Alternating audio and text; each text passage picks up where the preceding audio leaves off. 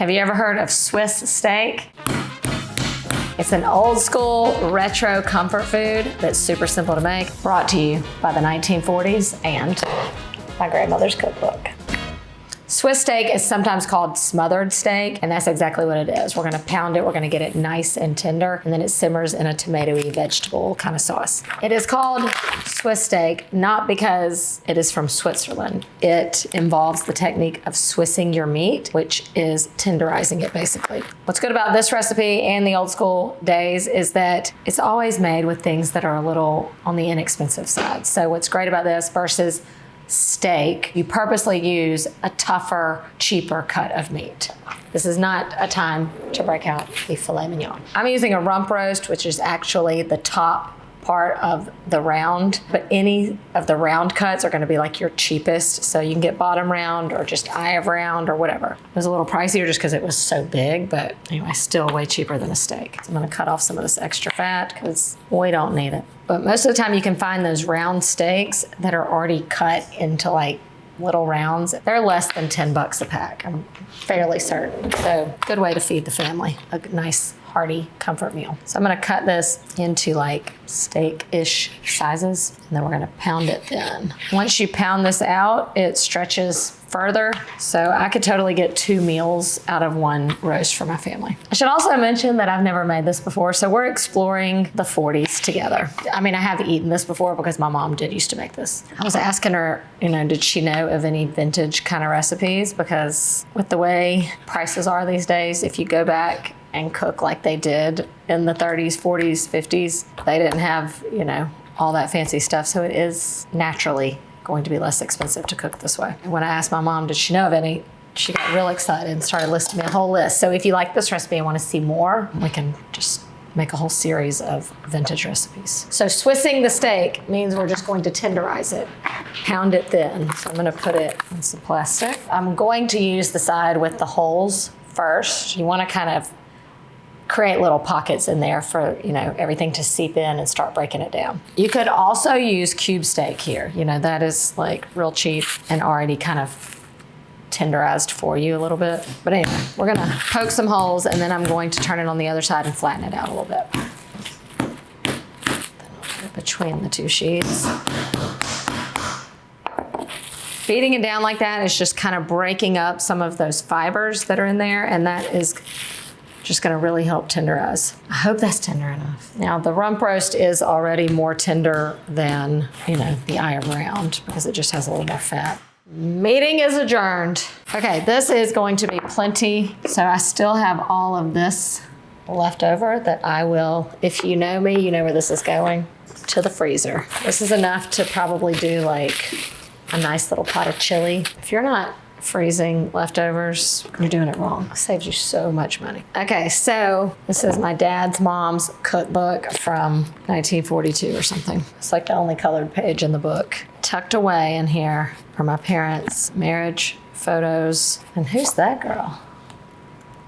There it is, Swiss steak. Right above goulash. If you haven't seen my goulash episode, you should go back and watch that. All right, Swiss steak. We're talking 1, 2, 3, 4, 5 ingredients. This was my inspiration, this recipe. And then we also have a top-rated recipe at allrecipes.com. Gonna kind of combine all those and make the best Swiss steak. All we do is dredge our steaks in some seasoned flour, which is just going to be salt and pepper, like a little bit of garlic powder. Can't just deliver a mediocre recipe. Every recipe always had paprika in it, and my grandmother. That also helps with the browning. I do imagine that food was maybe a little under seasoned. I just feel like it probably lacked a little bit of, but we're not gonna have that problem. So I'm gonna take our steaks and just coat them lightly in the flour. Any recipe that is called like smothered chicken or whatever starts out like this. It's all about browning and then simmering. And the flour helps create a nice thick gravy. These are going to be pounded and rested. And then I'm just gonna chop up a few more vegetables. I wish we were live so I could ask y'all like what vegetables you want. What do you think is fair to include? Like if I add too many, are you gonna tell me it's not authentic? So at the end of the day, I think Swiss steak is a combination of steak meets pot roast. All right, so green bell pepper, onion, tomato. I saw somebody put mushrooms in it and that really looked good. I don't know how classic that is. I'm gonna kind of do like a strips and then cut the strips in half. Also, green bell peppers are going to be the least expensive. So far, besides the meat, we have spent maybe $2 or $3. Did you know this is how you do it? Did you know that? These have been around forever, but it's like no one knew how to really use it. Everybody goes like this. I don't know. I think I'm gonna be a rebel. I think I'm gonna bring the mushrooms into it. I really want to highlight the steak name, and we love mushrooms with our steak. So I'll make it optional. That way, if you don't want it, you don't have to complain. I should have put that carrot in my mouth. That's really it. That's all the prep. Everything else happens on the stove. Both the recipes I'm referencing say to pound the flour into the meat. I didn't know about that technique, but it might make a difference, so I'm gonna do that. I'm just gonna give it one more little pound. I'm creating the nooks and crannies with the flour in it, and that's going to allow for a little more crispiness, a little more browning. Okay, to brown the meat, I'm going to use vegetable oil because that I know is what they used to use. Lard, Crisco may also be a thing. So I'm just going to coat the bottom. Get your skillet really hot. Now this is something that can be made in the oven or on the stovetop. You've seen me do pot roast before, and that goes into the oven. Even though the flavors are similar, I'm gonna cook this one on the stovetop. You could also, after this step, move it to a slow cooker. Just saying. All right, so I'm just gonna go in with my meat. We're gonna have to do this in stages. I might have done a couple too many. If you've got a lot of like hungry kids, especially those teenage boys, they can eat. This is a good one for you because it won't break the bank. As it's cooking, you can see how the meat has already started to shrink up. So when we pounded that meat, you know, we broke up those tissues and fibers. And then when those hit the heat, they just tighten back up. All those proteins like love each other. But then when we go back to slow cook them, they're gonna get a little more relaxed again. That's what you have to do with these tough cuts of meat. Now the recipe just says after they're brown to add in the veggies right on top of the steak. Again, that's just because the technique might have been a little lacking back in the day. We want to do this step because they get brown, which is caramelization. Caramelization equals flavor. Adding in the optional mushrooms. The veggies also, as they cook, are going to help lift off some of that flavor from the bottom of the pan. All right, you can see how much flavor is developing. None of these recipes add more salt and pepper here, so I'm not. And now I'm going to add in the tomatoes, stewed tomatoes, and the acid from here is gonna lift up the rest of the flavor. Carrot overboard. That is the gist of the dish. Now we marry it all together. Now this is called Swiss steak, but it's also called smothered steak. So we have to smother the steak. Even though we achieved that crispy crust, kiss it goodbye. So I'm gonna get them in here and then kind of smother them. And then don't dare throw away the juices. According to the recipe, we're just going to simmer this for about an hour and a half. I don't know if it'll be tender enough at that point, but we're gonna try that. All right, so cover, and I'm gonna reduce it. We don't want it to boil. Keep it on a simmer. You have an option on how you wanna serve this. So we could do mashed potatoes. Egg noodles is probably what my mom did.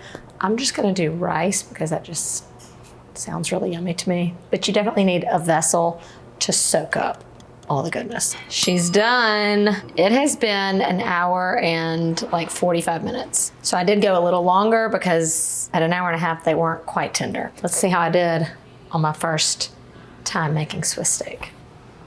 Oh wait, I almost forgot something. You gotta have the appropriate vintage garnish. Do you know what I'm about to pull out? If you said curly parsley, then you're right. All the vintage pictures and stuff. Like this is the main decoration. It actually has nice, earthy, fresh flavor. Okay, now we can serve it. Down with the rice. I need to taste this sauce. Make sure we don't need any seasoning. Because remember, you know, they do not season much. It's delicious. Does need more salt.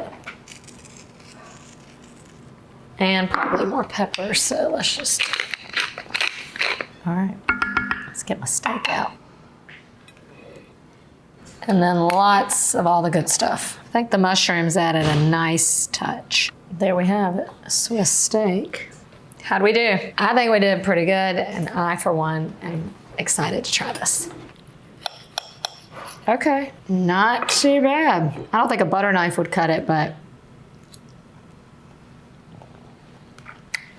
Very tender, actually. I was not expecting that. Wow, it has that pot roast flavor. And those slow cooked veggies, it doesn't look like it's gonna be tender, but it is. Swiss steak is the next meal you should make for your family for a weeknight meal, a Sunday supper, or even for company. It's that special. And best part, you can make it on a budget. I'm telling you right now, this is probably full of treasures. We should probably do more of these. A lot of people thought I brought the Bible to work today. Might be the new food Bible.